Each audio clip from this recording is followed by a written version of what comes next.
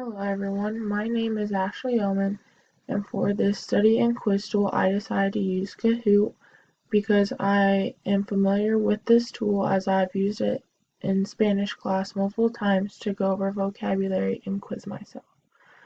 So with that being said, there are 3 tabs that you can use in Kahoot. There's one called Discover, which allows you to see other Kahoots that have been created by people, and you can also find one about certain content if you're specifically looking to quiz a student over that topic. The next section is Kahoots, which shows Kahoots that you have created, or there's also ones that have been favorited by you or that people have shared with you that you can open up and play. And finally, the last section is about reports. So this shows how many players have played your Kahoot. So now I will go ahead and show you how Kahoot works. So I will go ahead and open mine that I created.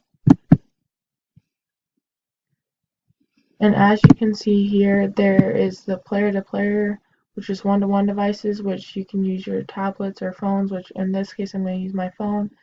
And there's also team versus team mode. So I will go ahead and hit the classic mode. And now it's going to ask me to enter the game pin on my phone. So I go ahead and do that.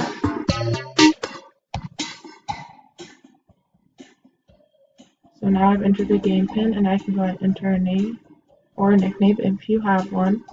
Then you click go, and as you can see on the screen, my name pops up. Then you go ahead and hit start.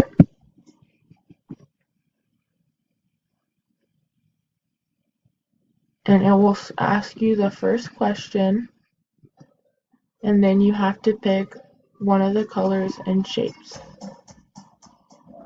So I went ahead and picked the shark because it showed a picture of the shark. And as you can see, it shows the results, and when you add more players in there, the numbers will increase, but this just shows that who picked what answer. And in doing this, I hope you find that this game was educational, and I hope that you learned something from this. Thank you for watching, and now I hope you know a little bit more about how to play Kahoot.